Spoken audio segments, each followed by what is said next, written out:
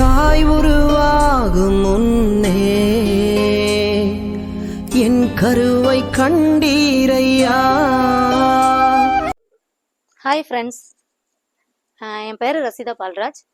ஆக்சுவலாக என்னோட பிஸ்னஸ் என்னன்னா வந்து ஃபோட்டோகிராஃபி, செனா ஃபோட்டோகிராஃபி அப்படிங்கிறத தான் ரன் பண்ணிட்டு இருக்கேன். அந்த ஃபீல்டில் வந்து 4 இயர்ஸ் ஆச்சு.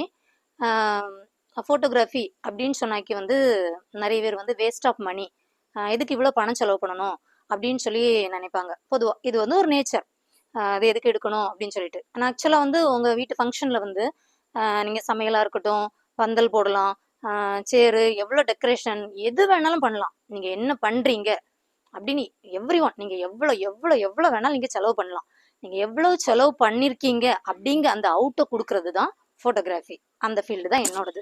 ஸோ நம்ம அது வேஸ்ட் ஆஃப் மணி கிடையாது. நீங்கள் கொடுக்குற மணிக்கு நீங்கள் கொடுக்குறத காட்டிலும் நாங்கள் அதுக்கு எஃபோர்ட் போட்டு அந்த இடத்துல நிற்கிறோம். ஏன்னா எல்லாருமே ஒரு டெக்கரேஷன்காரங்க ஃபங்க்ஷனுக்கு முன்னாடி வந்து போட்டு போயிடுவாங்க. எல்லாருக்குமே ஒரு டைமிங், மேக்கப் போடுறவங்க ஒரு டைமிங்கில் வந்து போட்டு போயிடுவாங்க. ஆனால் எல்லா ஃபங்க்ஷனும் முடிஞ்சு லாஸ்ட் போகக்கூடியவங்க யாருன்னா அது நாங்கள் தான், ஃபோட்டோகிராஃபர்ஸ்.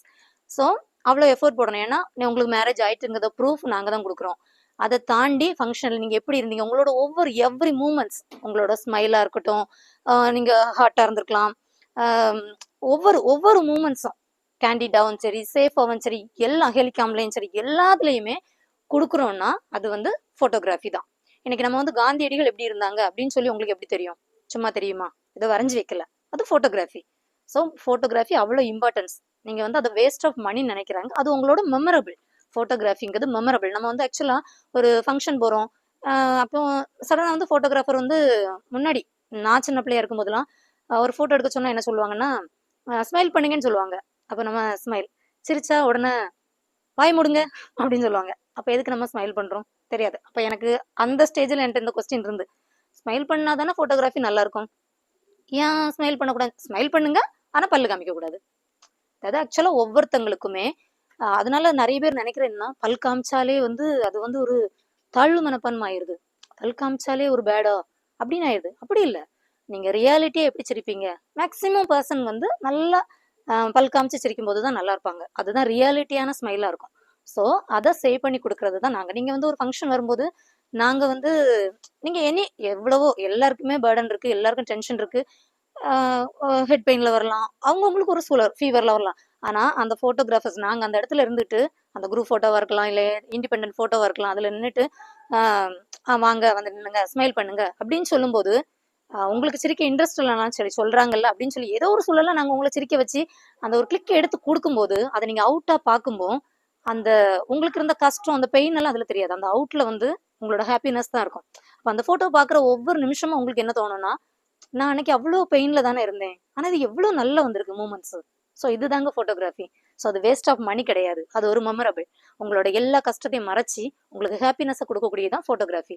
ஸோ நான் ஆக்சுவலாக இந்த ஃபீல்டில் வந்து 4 இயர்ஸ் தான் ஆச்சு. நான் 12 இயர்ஸ் வந்து ஒரு நல்ல ஒரு ஹவுஸ் ஒய்ஃப், என் பிள்ளைங்களுக்கு நல்ல ஒரு அம்மா, என் ஹஸ்பண்டுக்கு நல்ல ஒரு ஒய்ஃப். ஆனால் ஒரு 4 இயர்ஸாக இந்த ஃபீல்டில் இருந்துட்டு இருக்கிறேன். என்னால் முடிஞ்ச அளவுக்கு நல்லா பண்ணி கொடுக்குறேன். என்னோட இதில் வந்து மேட்டில் தான் ஆல்பம் இருக்கும். நான் கிளாஸில் ஆல்பம் இது வரைக்கும் நான் கொடுத்ததில்ல. என்னோட கஸ்டமர்ஸ் எல்லாருமே வந்து விஐபியாக நான் ட்ரீட் பண்ணணும்னு நினைக்கிறேன். அதனால நான் இது வரைக்கும் மேட்டில் தான் ஆல்பம் கொடுத்துட்ருக்கிறேன். ஸோ என்னால் முடிஞ்ச எஃபோர்ட்டை என்னோட ஃபோட்டோகிராஃபியில் நான் போட்டுட்ருக்கேன். உங்களுக்கு உங்கள் வீட்டு ஃபங்க்ஷன், மேரேஜாக இருக்கலாம், பர்த்டேயாக இருக்கலாம், என்ன ஒரு ஃபங்க்ஷனாக இருக்கலாம், நியூ பார்னாக இருக்கலாம், என்ன ஒரு ஃபோட்டோ ஷூட்டாக இருந்தாலும் சரி, நான் வந்து புண்ணியநகர் ஜங்ஷனில் தான் என்னோட ஸ்டுடியோ இருக்குது, செனா ஃபோட்டோகிராஃபி. நான் என்னோட இது உங்களுக்கு நான் கொடுக்குறேன், என்னோட விசிட்டிங் கார்டு நம்பர்ஸ் எல்லாம் நான் உங்களுக்கு கொடுக்குறேன். என்னை காண்டாக்ட் பண்ணுங்கள். உங்களுக்கு பெஸ்ட் ஃபோட்டோகிராஃபியாக நிச்சயமாக இந்த செனா ஃபோட்டோகிராஃபி இருக்கும். ஸோ நீங்கள் வந்து என்ன விரும்புகிறீங்களோ, நீங்கள் யோசிக்கிறத விட எங்களோட அவுட்டு நிச்சயமாக நல்லாயிருக்கும். நல்ல டீம் ஒர்க்காக பண்ணிகிட்ருக்குறோம். ப்ரொஃபஷனல் ஃபோட்டோகிராஃபி தான் இது.